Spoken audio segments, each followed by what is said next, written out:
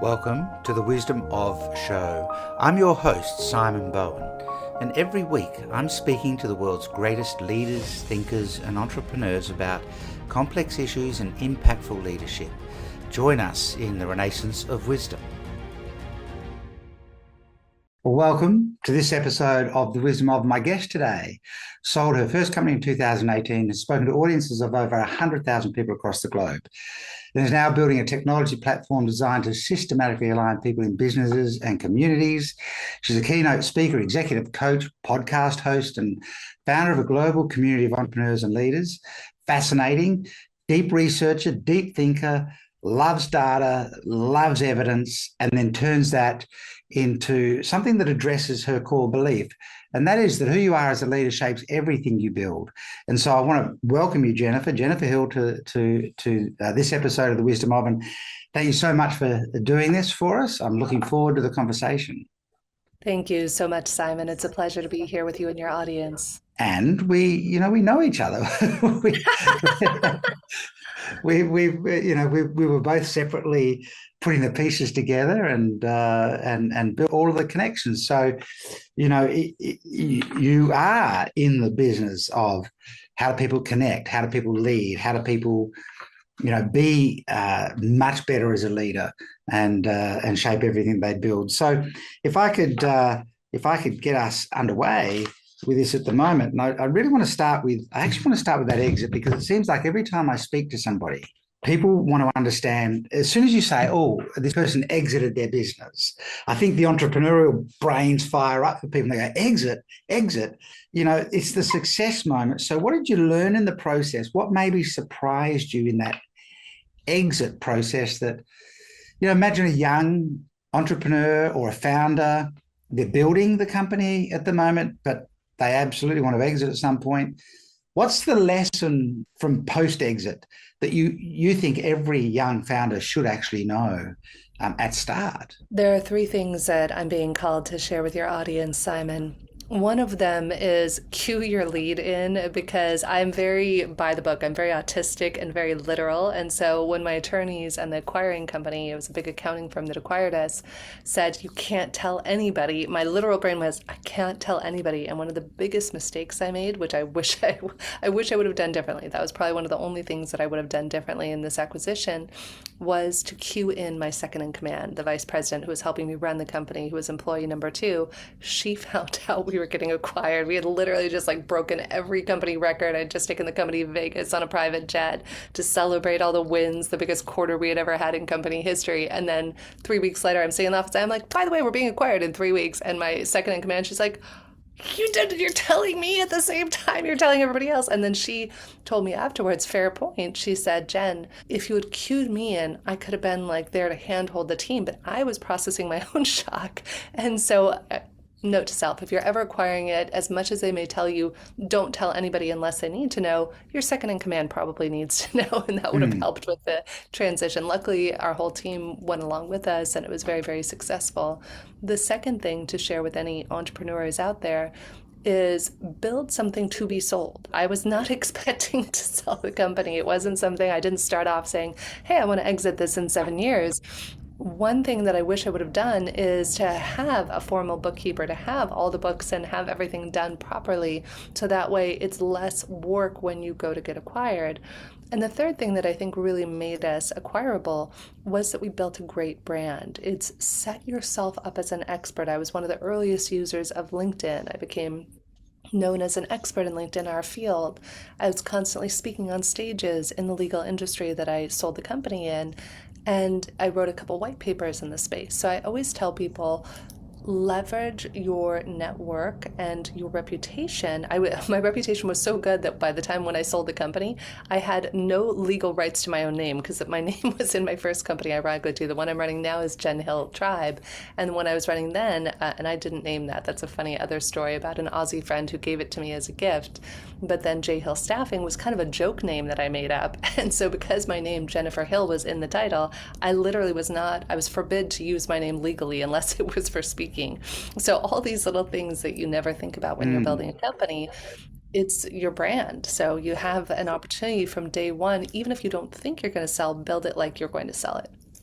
And so, did the process of due diligence and the data room catch you a bit more off guard than you would have liked at the time when acquisition became available? Well, the funny thing was, this company, 2 years before they actually acquired us, so about 5 years, I was still in our infancy of our business. I was just very, very lucky that from day one, we were just printing money. It was just super Hmm. duper easy. And so, about 2 years, 2 or 3 years before the acquisition happened, this company did approach me, and all I had was Excel spreadsheets tracking everything. I wasn't using a bookkeeper, and it would have been a lower valuation anyway. So, I'm grateful I didn't sell at that time. But then 2 years later, they came back and said, "We want to buy you." And thank God by then I had put everything in place. And due diligence, luckily, knock on wood, was easy. I was pretty organized. I had all the contracts from all the biggest law firms and corporations I worked with around the world. And we had an amazing database of 45,000 people that we had developed over the years. So that was it all. The data spoke for itself. And they clearly wanted you. They'd approached you, at the start, and then approached you 2 years later. They'd been watching, I'm guessing, so they'd already made a strategic decision, and just need to cross the T's and dot the I's. So let's talk about CEO of your own life. A big chunk of your work is built around that realization that self-leadership has to come first, right? Mm.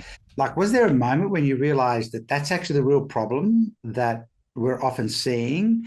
And, what did that then start to unfold in terms of what you see in entrepreneurs and founders, the people that have started companies as opposed to maybe the people that are in a paid leadership role? And then we can talk about them separately, the people that are, a salaried CEO, for example. So be the CEO of your own life. What's that? Unpack that, the lessons from that for us. I've been very privileged, Simon, to get to work with some of the top thought leaders, billionaires, ultra high net worths around the world. And one of the things that came to my awareness in the last several years of being pushed into this area that I wasn't expecting to become an expert in is that you have a lot of people who might have built a multi-$100 million or billion-dollar or even tens of $1 million. And so often we might go read a business book and we might learn how, or you might go to business school and learn P&L and L and different things like that. Yet nobody tells you how to be human. How can you be a human and be CEO of your family, CEO of your enjoyment of life? Many of us can go out there and we can instruct people and delegate and do this and that, but how does that conversely impact your family? And so when I talk about being the CEO of your own life, my deepest wish, Simon, if I had magic fairy dust and could I give this to every human in the world, would be a deep, meaningful relationship with self, others, and purpose, or what I call the golden triangle of connection. Now, a lot of CEOs, exited CEOs, or people growing multiple tens or hundreds of $1 million companies, they know, they're like, oh, I have my purpose. I'm building this thing, right? But if they're missing that deep intimacy with self, what happens is it all falls down like a house of cards. They sell their company, or maybe they get ousted out of their company, or there's a transition in leadership. Their sense of self-worth plummets. And then it's because their value is tied to their role as a CEO, as a Mm. founder. And what I've found is in this model of connecting deeply, intimately to yourself, that allows for deeper intimacy with others and deeper intimacy to your work. But you don't need anybody else. This is what I do a lot of work with male and female executives on, is that when you learn to regulate your nervous system, number one, to love, accept, and cherish yourself. And some of you might be laughing, but I literally want to gift this to everyone. I have an amazing relationship with my husband, with my mom, with my sister, with my friends, with everybody around the world. And it all stems from because I love and accept myself. So I don't need energy or attention from you, Simon, or your audience. As much as I appreciate it, I love hearing from people. I don't need it because I am enough by myself. And then my husband is just the cherry on top, or the success of my business is a nice to have, but it's not necessary for self-worth. And so when you can make that shift from being CEO of a company, which is where you derive your value and identity from, to being CEO of life, then everything else is just the cherry on top. Does that make sense? Yes, it does. And if I, and, so many company leaders, are caught up in the whirlwind of vision and mission and so on, that like these are almost company structure components. But be the CEO of your own life with that triangle. Is there is there a framework? If you, what does someone need to develop or practice or really start to dig into to start to build that triangle? Where would someone start? What are the sorts of things you'd be, you know, Well, coaching two someone things. to even begin to look at? Absolutely. It's a great question. So, two things. As a gift to the universe, to everybody out there, I've spoken, as you said, on thousands of stages at this point in my career. And I was actually speaking at a family office event in January this year in Palm Beach. And I've always referenced how I use 180 tools. I'm not being facetious, Simon. I literally have over 180 tools I've cultivated over the last 20 years. Some are my own, some are other people's tools. And I publish that on my LinkedIn. It's one of my saved features things. I don't ask for anything. I'm not using it as a lead magnet. It just sits there as a gift for everyone. So number one, you can go there. Now, number two, because even that, people are like, oh my God, Jen, 180 tools, where do I even begin? So I'll start with very simply what I do every day. I have a very rigorous 2-hour practice that I start every morning with. And the things that I've found that make the most difference across all genders, all backgrounds, number one is self-regulation, learning how to regulate your nervous system. My favorite tool for that, Simon, is an easy one called Heart Focus Breathing by HeartMath. You don't have to be a rocket scientist. It's used actually by scientists, by doctors, nurses, firefighters, police officers, and it involves a very specific type of breath work.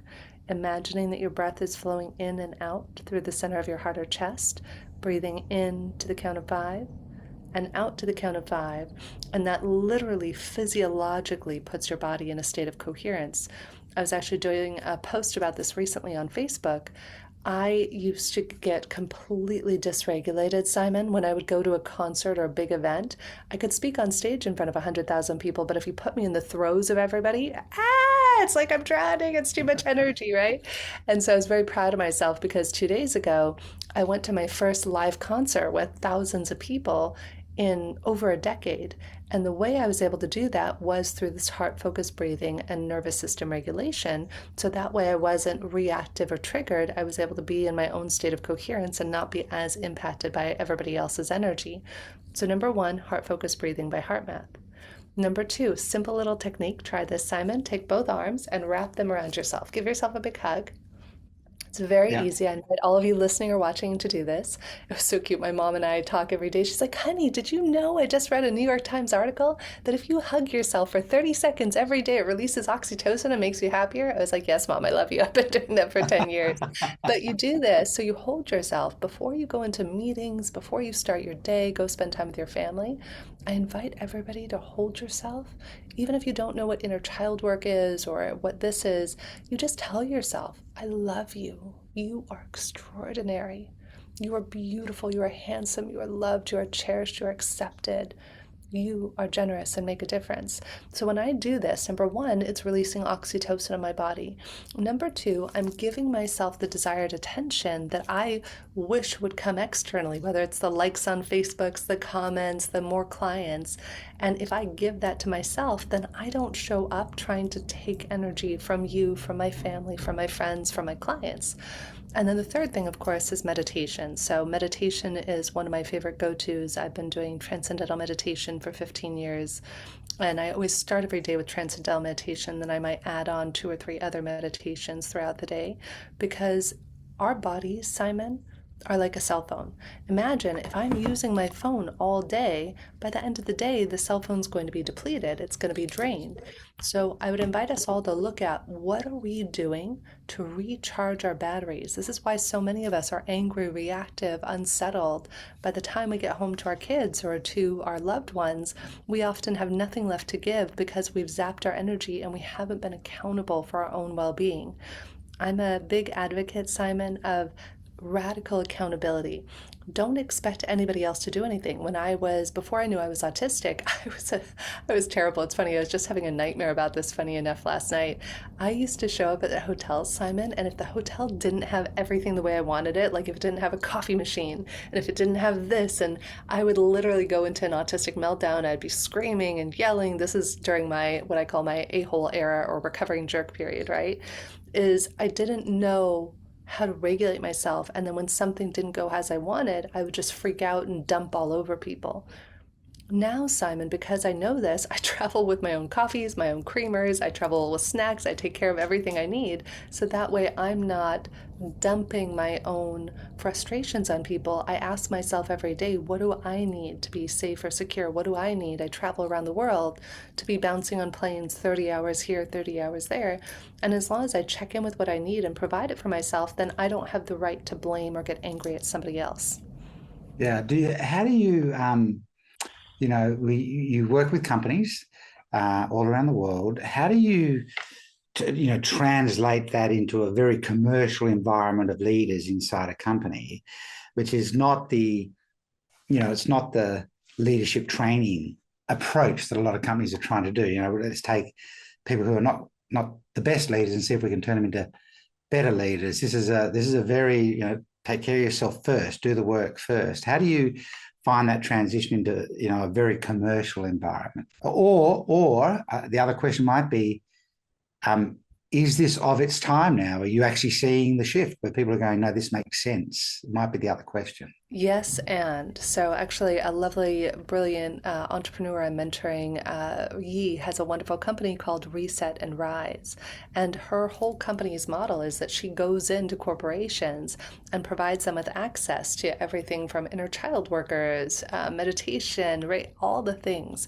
If you had said this 10 years ago in the corporate and legal worlds that I used to work in, even back then, I will say, Simon, behind closed doors, the CEOs and heads of companies I would meet with, I would deep dive into spiritual conversations because that's just who I am as a human. And I found, Simon, that people were hungry, thirsty, so badly wanted something more than just a transactional life. So even a decade ago, was it as socially acceptable back then? No. To your point, is it now? Yes, I would say more and more companies are concerned about EQ, emotional quotient. I remember many years ago, I used to host a popular podcast called Get Yourself the Job. And it was such an out of the box thing about a decade ago because I interviewed this woman talking about emotional intelligence. And I think emotionally intelligent leaders now provide these sort of structures, these services, whether it's massages, whether it's meditation rooms or yoga trainings at lunch. I think it's become more the norm, and the companies that are not abiding by that are the ones that are being rejected, particularly by the younger and up and coming generations, Mm. because they want to know that it's people first. And I think as AI has been proliferating around the world, the human touch piece, the human connection piece is the part that AI will never be able to replace. So the more that companies can lean into that, the greater the impact the company will have and the greater the retention they'll have on their team. Well, um, we've almost had this or that paradigm for quite some time. Are you in the consciousness movement or are you in the business movement, if you like? And for quite a while you couldn't be in both, but that has definitely moved. And I think you're quite right. The younger generation of leaders coming through are well aware that who you are internally and how you show up has direct impact on what's going on externally and how you show up in the world. So this consciousness strategy bridge, that you're building, which is pretty interesting. What gets lost when we separate those two things? I mean, we have historically, it's business is business or this is consciousness work. They are really coming together. It's not uncommon to hear people talk about breath work, hear people talk about meditation, and certainly in some of the circles that you and I move in, it's very common. What gets lost when people are trying to hold on to the separation, apart from you might not attract the younger, rising stars? What gets lost for the person if they try to separate these? It's a great question. I've never been asked before, Simon. I love that. So let me drop in here for a minute and see what would be most valuable for your listeners. When we come from separation, Simon, whether it's the materialistic side and the consciousness side, for example, you have the Yeah. materialists and the physicalists and those who are proponents of consciousness. What gets lost is the human piece. I think that we've all been taking it back to the transactional versus exponential. I think that the Industrial Revolution and everything we were taught that if you put in X amount of hours, you get X result. And I think that old model served humanity up to a point. It got us to present day. And yet now, as we're noticing, like for me, I try to work only 3 to 4 days a week. I've actually, with the new AI models and different things like that, you can actually restructure your human time. And I think for people who don't choose to integrate the human, the conscious, and the material side, they're going to find themselves sitting ducks because they're going to have this extra time on their hand and they might be angry or resentful that they didn't develop more of a full inner life that allows them. Like Mm. for me, as this time has come on, Simon, years ago when I was building this last company, right? Here I was, and I called myself Business Barbie, right? I was always in meetings and showing up in suits and doing all the things. Now, Jen, this version of Business Barbie meets Spiritual Barbie, right? I wake up, I do Qigong as the sun rises, I do my 2 hour morning practice, I might go for a walk with my dog and my husband. I often take Mondays and Fridays off. Friday might be an admin day to catch up with things. And then I might paint in the middle of the week. I'll be like, oh, I feel like painting right now. And, so the more that you give yourself permission, it goes back to that being CEO of your own life. The human side is, I think that now that AI is taking over a lot of the transactional things that we used to be accountable for ourselves. And like anything, Simon, there's a vacuum. And when a vacuum happens, either the same old things are going to fill it. Some people might go find other jobs. Like there was a guy I don't drive, who was driving in Houston, who was an engineer at Amazon. And I'm like, why are you driving me on a Saturday? And he said, oh, well, because I was bored. I had nothing else to do, right? So the invitation I would offer to anybody listening or watching this is what lights you up? What brings you joy? Maybe you loved photography when you were a kid. Maybe you loved painting or dancing. Maybe you loved, going on long hikes. And I encourage all the clients and people I've worked with to make a list of the top 10 things that fill your bucket. For me, it might be Qigong, going for a run, painting, quality time with my husband or dog. And then to the best of your ability, when you have downtime, have this list, because guess what happens? If you don't have a list of the things that fill your bucket or fill you up, you're going to default to doom scrolling. You're going to default to worry. You're going to default to obsessing over something or someone.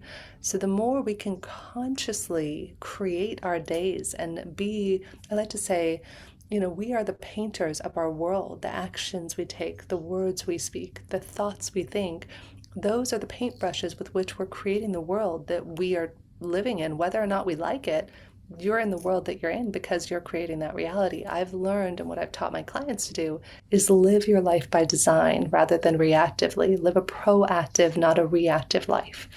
You talked about from transactional to exponential. I'm going to come back to that in a little bit, actually. But there's two pathways I'd like to go down based on what you've just been talking about. And the first one is this: what someone creates, the creative activity. The people that often never retire are the ones that are doing creative work in whatever it is that they have a passion for, or what they have a fascination with, or a curiosity for. And for the most part, entrepreneurs are creators of some form or another. And if we go back to that idea of the consciousness world versus, say, the commercial or material world, what does it look like when you meet people and work with people that are trying to create from pressure? I've got to hit the deadline, I've got to get this done, we need to get this out, we need to hit the metrics, versus someone that's creating from a very grounded place, if you like.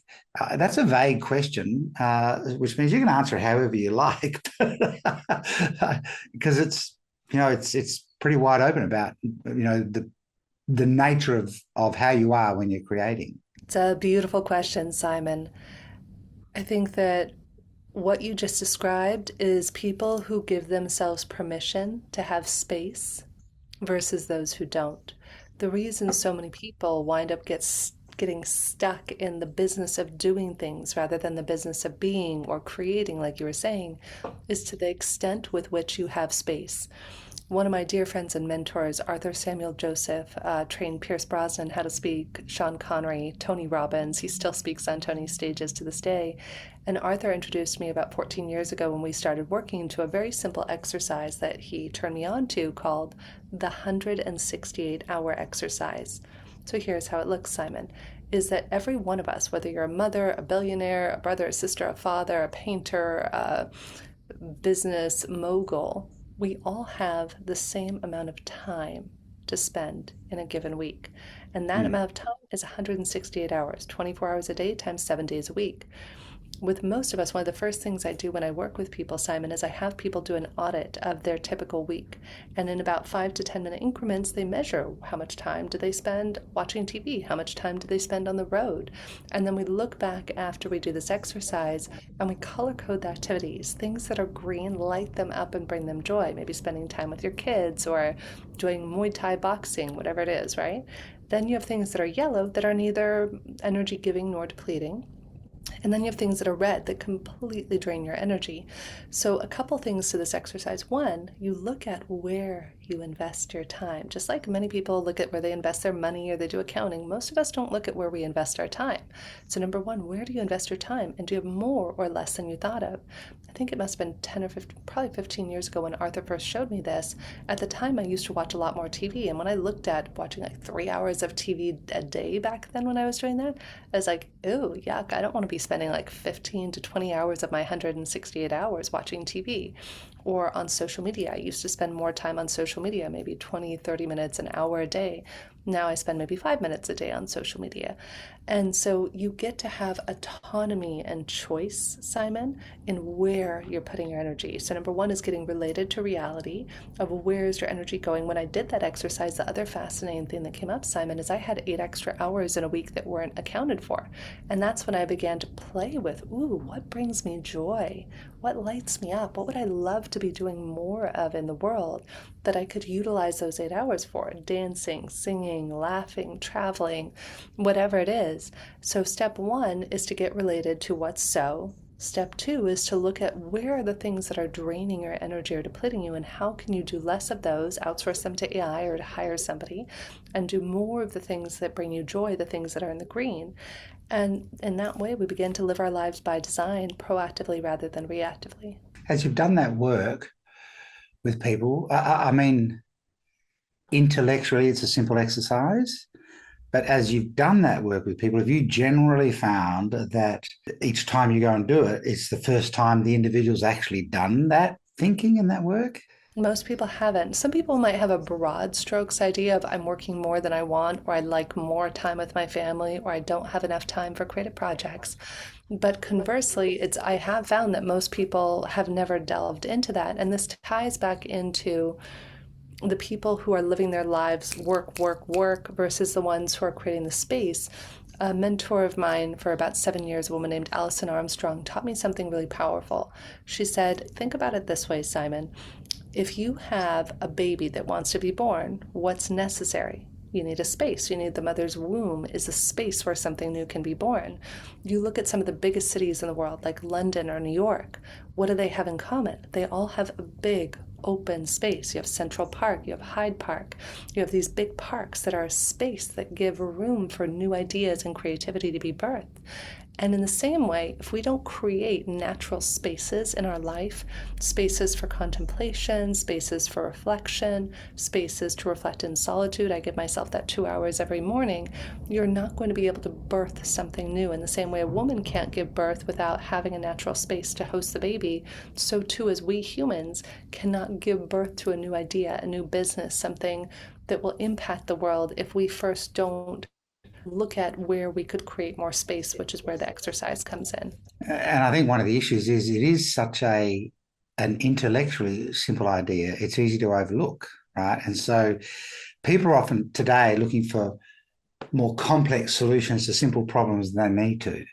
You know, like if you don't have the space, what is the solution to that? You're going to have to make it. Where's it going to come from? There's red, yellow, and green, and we need to figure out what's in and what's out. Let's shift gears a little bit. You often lead with clarity, courage, and connection, as kind of three sort of big things for people to think about. And, there's so much more than a tagline, in the context of your work and how they relate to each other. Is there a priority order? Is there an order to those? What's the underlying story? Do they build on each other? I'm sure they do, but what is the the lean in on clarity, courage, and courage is not a common word actually in the business world, but clarity, courage, and connection. Step us through some of the thinking around that.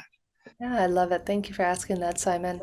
A couple years ago, I started working with a business coach, Jocelyn Herman Saccio, who radically changed my life. She's incredible. She's won all sorts of top coaching awards in the world. She's the one who helped me to actually stop working 6 days a week and took me down to 3 to 4 days a week, although I did it kicking and screaming when she first, she's like, okay, I want you to give yourself 3 days of doing nothing. I'm like, what? Ah! That sounded so scary, right? And what also taught me that radically changed my life was this idea of having a big dream and a vision. And so my big dream is that every human being has that deep, intimate relationship to self, to others, and to purpose. That's the big dream. Now, that all is within this idea of connection. So you can't be deeply connected to yourself, others, or purpose if you're not connected. So I would say, to answer your question, Simon, number one is connection. Is once you have that deep sense of connection, it proliferates outwards, and then having the courage to be unabashedly willing to get out there, to make yourself uncomfortable, to do the things that might not be easy or fun, and still do that work.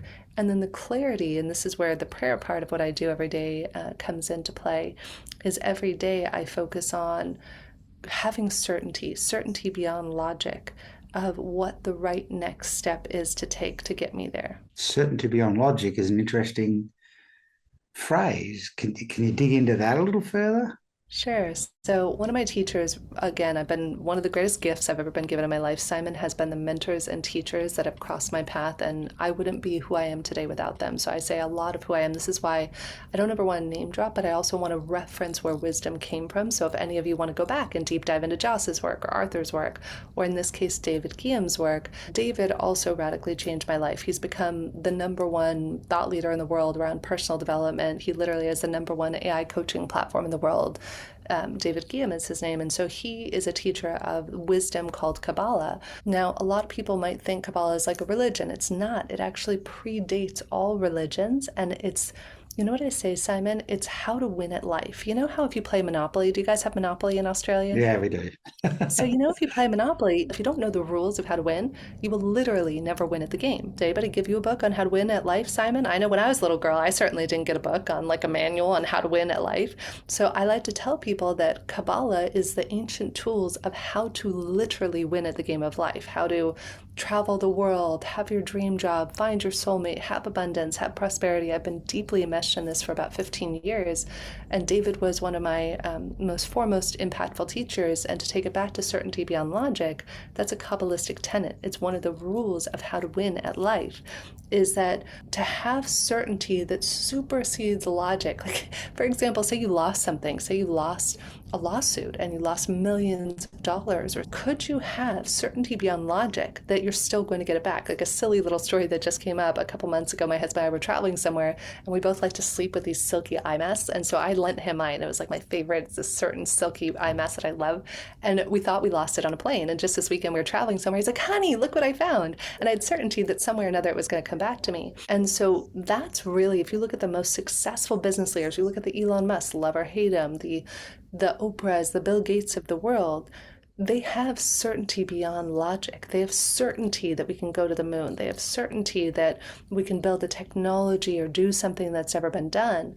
And it is the people who have amassed great wealth and done amazing things that didn't listen to the naysayers. Like, I love the story of Elon Musk, how I think it was after he left PayPal, he was sleeping on friends' couches and he was pouring every last dollar. Now, for those of you who are entrepreneurs, you know what that's like. Many of us have mortgaged homes and felt like gotten hundreds of thousands of dollars in debt just to know, because we believe our vision is so strong that there is nothing that can stop us from fulfilling that.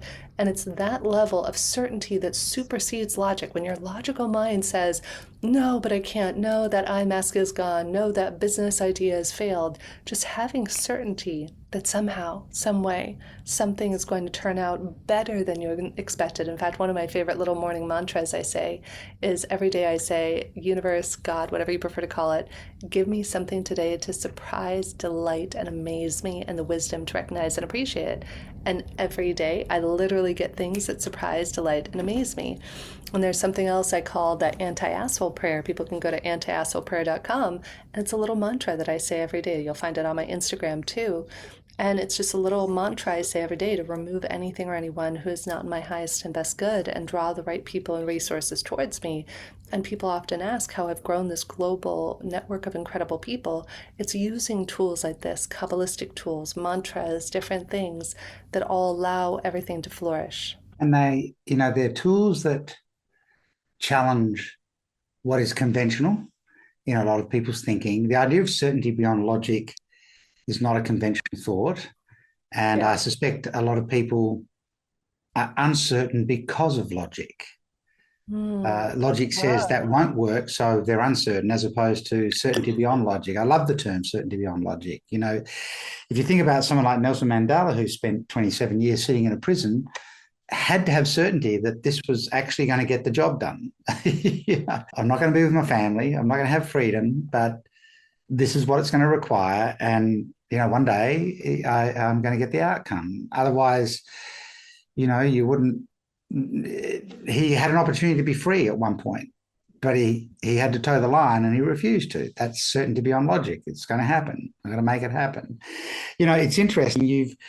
What you've spoken about. I'm going to come back to this transactional versus exponential. And, you've talked about, let's build a model just for the fun of it, if you like. What I might do is move that away from my face so people can see it. But, you've spoken about mentors.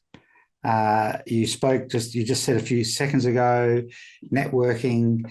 And I know that you have this conversation about exponential networking, but it's this paradigm shift. I think something that runs underneath everything we've been talking about here is this paradigm shift from a transactional view of the world versus an exponential view of the world. What does the exponential end, if this was a continuum, what does the exponential end look like that the transactional end does not have?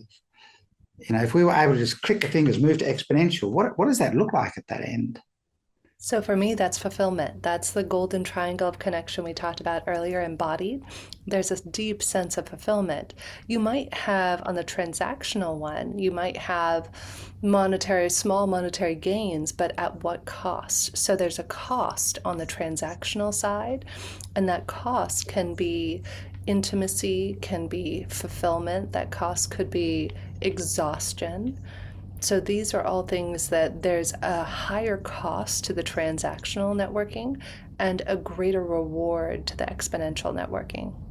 Okay, so cost is higher on transactional, reward is higher on the exponential. And so the question that people might have is, what's the middle? Like a paradigm shift occurs because something gets done, something caused it, in physics or chemistry, it'll be a reaction or a shift of force or energy. What is the shift from? Let's apply this to a young entrepreneur or founder, and let's lean on the fact that you've had so many great mentors and teachers over your journey, and someone really wants to be able to tap into great mentors and teachers, and so that's going to require exponential networking. That's going to require them to. Am I right in saying it's not going to happen if they're living on the transactional side of this in terms of getting? So I'd love to unpack with you, and this is without notice. This is without us actually having mapped what the framework of thinking would be in the middle, but what might create that shift for someone that allows them to have this exponential networking? I love this. So I'm actually going to tie it back into some of the Kabbalistic wisdom that we were just talking about here. Our goal, we're designed as humans to get to the exponential life, to get to the exponential networking, to get to the transformation, to the unending joy, intimacy, friendship, love, abundance, all of that. That's the purpose of this game we're playing, right? This is a game called life, and we're playing it to win the game the same way you would win Monopoly. It's to get to that side. So I would offer and put out there, Simon, that there are many different ways that you can get there. Just like if I want to get to an island, I could swim there, I could take a boat, I could fly there, I could helicopter there. There are many different ways. The choice is how much pain we want to go through to get to the exponential side. If we think of the question mark in the middle as the river, right? And there are many ways it could happen. So Kabbalistically speaking, what the Kabbalists and sages would say is that if you're living a transactional life and you're just doing for the sake of doing, right? And there's no intentionality behind it, nothing driving you to grow, to expand, to become that exponential version of yourself and have that exponential network, then life is going to knock at your door. First, it's going to be a little nudge. It's going to be maybe you might lose a little money or a deal falls through, or maybe a relationship might break up. And so that's going to be the first little nudge that, hey, you're off path. You might need to hop in a boat. You might need to do something different. This is not working, right? So you have light pain. So the light pain starts as like a little knock on the door of your soul saying, hey, there's something better out there for you. And you're like, no, I got this. I'm making millions of dollars, or I have it figured out, but maybe your relationship with your family is suffering, or with your friends, or with your spouse. Conversely, let's just say that you don't listen and then the knock gets louder and then you go through a huge loss. So it could be a physical ailment, it could be a health thing. We often see like a health challenge could come up, and it tends to get the more that you resist the choice of moving across the river in an easy way. There are many ways we can cross the river, like we said, that the more you resist it, the greater the pain that you have to go through to get to the exponential other side, right? It's like, why did the chicken cross the road? To get to the exponential other side, or why did the chicken cross the stream? So can you proactively choose transformation? Can you proactively choose exponential relationships? One way you could do that today, that I'm going to invite all your listeners and audience to, is to take a mental map of who's in your life. And on a scale of 1 to 10, if you were to write the top 20 people in your life, maybe it's 10 people in your life who you're the closest with. It might be your romantic partner, it might be a friend, it might be your business colleagues or business partners or children. And I would rate on a scale of 0 to 10, 0 being the lowest, that there's no intimacy, no connection, no exponential present, and 10 being the highest, where you have that deep intimacy, the deep connection, that transcends space and time, right? That's the highest potentiality of it. And I would just do an inventory and look at, where am I at with the 10 people closest to me in my life? Like if I were to look at the 10 people closest to me, from my husband to my business partners to my mom to people like that, I would say most of my relationships are going to fall in the 8 to 10 range. Not all of them. Some people might be at a 7.5. And then when you do that, you get to ask yourself, what could I do to cross the river in a more easy way that I choose, rather than having it happen for me? Because we're all here for, to some extent, Simon, for growth. And each person's growth, it might look or feel a little bit different. But to the extent that we choose the growth rather than resist it, there's a wonderful technique by Hildwaska, and this is on my 180 techniques that I love, called Sedona method. Say you're resisting your parents, or you're resisting your spouse or something, or your child or a friend. You take yourself through this simple exercise and you say, could I welcome that this person bites their nails? No. Could I allow that they bite their nails? Like all the little things that just trigger you, right? Could I release? Would I release? When will I release? And so whenever I find myself that I am confronted or triggered, where I'm stuck in the stream and I feel like I'm drowning in the river, then I notice that I'm the one who's putting myself in that position. And in order to get myself back in the boat, I look at what I'm resisting and I get myself to a place of acceptance of it, of radical acceptance. Then it makes it easier to cross to the far shore. That was a totally random analogy I've never given to anybody before. It's interesting. I mean, I was starting to build below the transition, but I could almost see a river that has, I'd shown the river as all heading in the one direction, but potentially the river actually has two banks to it. One heads forward to exponential and one heads backwards. And, you know, we are, you know, it's a part of the human condition to find the path of least resistance. accept that we are often our own problem in the path of least resistance. So, if I accept, choose, and then you did say a third thing that now has just popped out of my mind. But accept, choose, and then welcome the movement Ooh, good. forward, and then heading backwards. You will head backwards if you have Resist. you have resistance, and then there's probably this denial, or like it's outside of me. It's Yeah. not something that I can. Blame. I would say blame or denial would be a good one for one of the Yeah, other ones. yeah. It's not radical accountability. Accountability. It's this blame or denial, and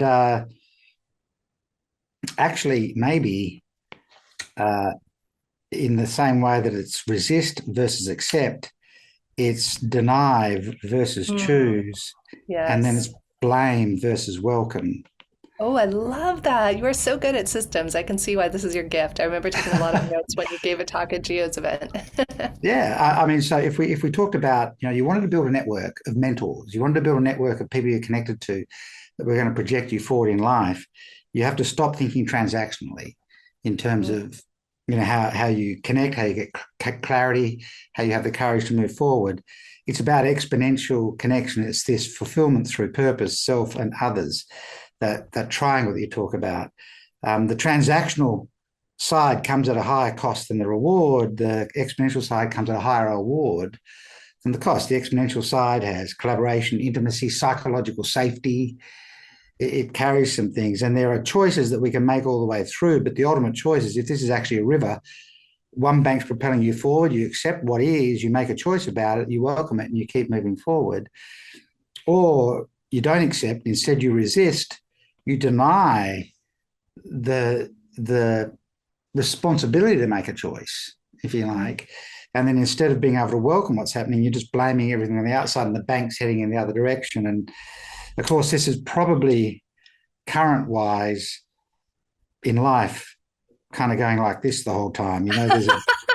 That's so true. I love that. There's a bit of backward current every now and again that takes you forward. It's completely not what people are taught in terms of building a network of connections and things like that. It's certainly not go and hand your business card, do this person a favor, et cetera, et cetera. It's a completely different sort of paradigm. Thank you for letting me indulge my own needs for a framework and things. And that's yours to use as well. I'd be very happy for you to actually take that away and talk I would about it. love it. Please send it. I'll use it. As I was mentioning, I'm teaching a class to entrepreneurs later today, and I was just thinking, I would love to share this with the class and reference that you created it. Absolutely. That's absolutely my pleasure. Can we talk a little bit about OptiMatch? Yeah. The platform that you're building, because that's pretty interesting.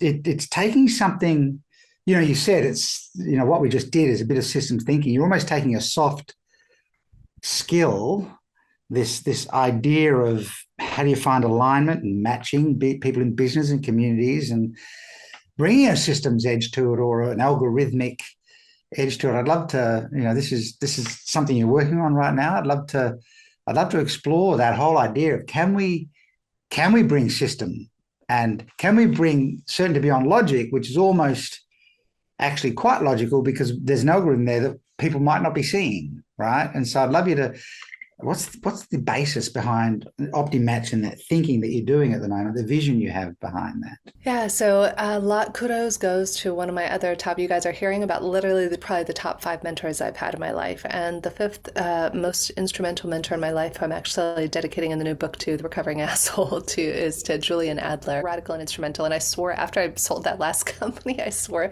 Simon, I said, never will I ever build another company again, right? That's what all entrepreneurs say. And then like 6 months into my sabbatical, I'm like, shit, I'm building another company. Here I go. Now I just come off exiting this company that we were a recruiting company that serviced a lot of the biggest law firms and corporations in the world. And with that company, I had placed thousands of people and I'd always analyzed people's motivational style. So Julian says to me, Jen, why don't we create an algorithm based on how you intuitively match people that had you scale and sell the last company? And why don't we just bootstrap it off your back end knowledge? And so Julian and Moon, our original co founder, and I started building this together. And we took it places. We start off testing it with patients and therapists. Of course, data sets need data, or, algorithms need data sets to test them upon. So we started off by creating a platform of 100 therapists, healers, coaches around the world. And then we had about 700 respondents and 144 completed sessions, which is how we got to the initial rate of 87% accuracy and effectiveness. Where imagine, Simon, if I'm about to match you with a mentor or a therapist, if your motivators and the other person's motivators don't match, you literally cannot hear each other. It's like one person speaking apple and another speaking orange. Even though you might both speak English, you literally cannot hear each other. So that company took an interesting turn. We got used at Mind Valley. They brought us to one of their events. We've been used on Necker Island, Richard Branson's private island, to match people. And we'd had amazing success to the point last year where Jules and I got an offer to buy it from an AI company that we were negotiating for 6 months. And he died that night, Simon. So Julian died the night we got the offer to buy the company.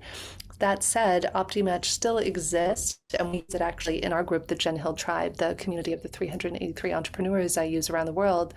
And where I'm at right now, just to be very vulnerable and honest with your audience, is on the one hand, I want to honor Julian's legacy because, here we were, it was the happiest day of both of our lives. We get the offer to buy the company exactly the amount we wanted to buy it, and he died that night. We jokingly say he died of happiness. Quite frankly, Simon, I was on my hands and knees praying and screaming in frustration of like, because we had just pushed away all business. I had pushed away coaching clients. Jules had to, all to prepare for the acquisition. Then everything went sideways. And so in January, I was praying and meditating, and I was saying, Universe, God, show me the way. What do you want me to do? If you want me to still sell OptiMatch, show me how or who. We had an offer to merge it at that point. I said, if you want me to build the Jen Hill Tribe, give me 10 or more paid tribe members in the next month, and 30 people join that month, and 30 people join the month after. So I now find myself at this interesting crossroads, Simon, where we have this spectacular technology that can predict with 87% degree accuracy who you're going to fall in love with, do business with, or be friends with. But then conversely, I have this exponentially growing community of entrepreneurs around the world on every continent except for Antarctica. And so I'm figuring out what the marriage of the two could be. Well, you might be meant to have both. Who knows? Maybe. So, that might be the thing to figure out. And so this, the match on motivation is kind of interesting. And, we don't really have the time to go into it, but we were talking before we, got into the episode about, the mismatch of coherence and just how much energy and effort it takes to form a connection with somebody who you don't have, if you like, a likely match with. There's just a lot of energy and effort required to almost force a connection when the match is not there. And I think the idea of being able to measure that is super interesting. I'd love to finish with a single piece of wisdom from you, and then wrap up with 3 quick questions so people can know a bit more about Jennifer Hill. If you imagine we're talking to a young business leader, and they're still of the view that their success is going to come through sacrifice. And it's going to come through the sacrifice of joy and relationships, and they're going to hear the next thing you say to them and never forget it. It's going to be in the front of their mind every decision they make from that moment forward, and they can't help it. They can't get rid of it, but it's what you would have said to them in this moment. I know that's a big question, but what would you actually say to them? You're going to leave them with that for the rest of their life, and it's going to headline every decision they make from that moment forward. Currently, I think they're going to have to sacrifice everything to be successful. What would you plant in their mind? Instead of trying to be busy and hoping to have more clients, more this, more that, busy comes from the old English word busyness, meaning anxiety. Once upon a time, I had a client call me on a Wednesday morning at 11 a.m. Her name was Barb. And she said, Jen, I know how busy you are. I don't want to take up too much of your time. And I'm like, I'm tired of busy. I'm tired of sacrifice. I want to live a miraculous life. So here's what I would tell each of you. You already have a miraculous life. You've just forgotten how to look for it and appreciate it. So, one of the things I teach entrepreneurs is to write down every day moments of awe, synchronicity, wonder, and miracles. I was actually coaching and mentoring a client this weekend about it, and he had a huge miracle happen, and he was complaining, frustrated about something else. And I said, listen, if you want more miracles in your life, if you want to live the most miraculous life filled with love, joy, wonder, exponential relationships in all areas of your life, look for the miracles. Write down your moments of miracles every day. And the way the brain works, Simon, is every second of every day, 11 million bits of information hit our brain per second. At a subconscious level, though, or sorry, that's at a subconscious level. At a conscious level, we're only paying attention to 50 to 120 bits of information per second. So what I tell people, Simon, it's like you're walking through an infinitely large, pitch black warehouse, and you can't see your hand in front of your face. This is life. And instead, I want you to imagine you have this miner's helmet with a teeny tiny pin light, and that pin light represents your conscious mind, where you are literally directing your attention. There's a lot of famous parables about monks saying this as well, where imagine if you look to the right, you see pain, warfare, sadness, loss. But if you look to the left, there's piles of gold, joy, abundance, everything you want. So can you actively choose to look for the miracles and to live a miraculous life? Perfect. Let's wrap up with 3 quick questions so people might learn a little more about you. If you could time travel to any period in history, what period would you choose? And I'm interested why. Why would you go to that period? I would go back. I've actually done past life regressions. There's a wonderful book I recommend. I was just recommending it to a friend over dinner last night called Many Lives, Many Masters by Brian Weiss. It's kind of mind blowing if you ever dive into all of this. I had a friend of mine, Damien Bertrand, who is a very famous past life regressionist and hypnotist, who actually had a television show about this. And in that, in the first regression I ever did, I was an old fat white man in the 1800s in London, and I was a jerk to everyone. My best mate stole the love of my life while we were at school at Cambridge, and so I spent my 20s in that life having sex with prostitutes, philandering, gambling my family's money away, and then was forced to run the family factory and hated every moment of it. I wish I could go back to that version of me, because I could see actually the reason I had to sell and build the company and recruiting is everybody I got a job for in this life from that last company I sold were all the factory workers who I was terrible to in that prior life. So I wish I could go back to that version of me in the 1840s and help him find a little bit more joy so he didn't have to suffer so much in future lifetimes. Interesting. The last book, the last meaningful book that you've read, and what did you get from it? There, I'll give you 2. I just finished one last week, and then there's actually another one on past lives I'm reading right now. The one that I haven't finished yet is called Journey of Souls by Michael Newton, I think, and it's similar to Brian Weiss's work, where it's a man who is a famous hypnotist who puts his clients into alternate states, and it explains the meaning of life. It explains what life is like after death and how consistently across thousands of patients, everybody reports the same thing without knowing each other. So that's been a fascinating and impactful read. And another one that I just finished that was more of a fun fictional book was called The Orphan Collector.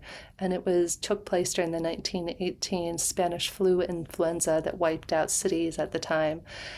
And it's a story of redemption and how you judge certain characters in the book of thinking that they're bad or wrong, but you actually see how everything still works out for everyone's best. And it ties into that famous parable of the ancient Chinese man who has a very healthy, strong son, and everybody says to the man, "Oh, you are so lucky, your son is so strong and handsome." And he says, "Maybe." And then a few months later, his son gets kicked by an ox and both his legs are broken. And everybody says, "Oh, you're so unlucky, your son's both his legs are broken." And he says, "Maybe." And a few months later, the army comes by to enlist people, and his son can't be enlisted because both his legs are broken. And again, everybody says, "Oh, you're the luckiest man." And the story of the parable goes on. And this makes me think of the book I just finished, The Orphan Collector, where so often we think we know the rightness or wrongness, the goodness or badness of something that's happening to us. Yet sometimes, and I'm getting chills as I'm saying this, things are working out better than we could have ever imagined, perhaps just not on the way that we thought we would get there. And finally, what's something about Jennifer Hill that people perhaps might be surprised by or don't know? I love watching children's movies. I'm literally 5 years old at heart, and so I absolutely adore, like, if it's a Friday night, my husband and I are going to watch a movie, it's going to be Minions or it's going to be like a Pixar Hopper or something fun like that. So I Really? am literally 5 years old at heart. I really do not watch much TV, but if I do watch something, it's a movie and it's likely an animated one because it brings What's me that? joy. What's that movie? It's inside the child's brain and Oh, Inside Out. That's one of my Inside Out. That's a favorites. I fabulous movie. love that. Yeah, I wrote a children's book last year called The Palladium Princess. People can find it on my YouTube, Jennifer K. Hill. It's funny, it hasn't even been turned into a book, but a friend of mine turned it into an animated movie and short film for me. She's a filmmaker as a thank you for all the connections I gave her. So if anybody has children, you can find The Palladium Princess under the shorts on my YouTube. So I love all things children, like children's books, children's movies. I have a very fun, lively imagination. And so I love movies like Inside Out, Soul, Up. All of those are some of my favorite movies. Yes, I really enjoyed Up as well, but I loved Inside Out. I loved the message of it, and I loved the movie. It's just as a piece of art, if you like. Jennifer, thank you so much for giving us so much time and sharing so much of your wisdom with us. We'll obviously share all of your details, with the episode. I so appreciate you and what you bring to the world. So thank you very, very much. Oh, thank you, Simon. Just wishing you and your audience continued miracles and the wisdom to recognize and appreciate them. Thank you.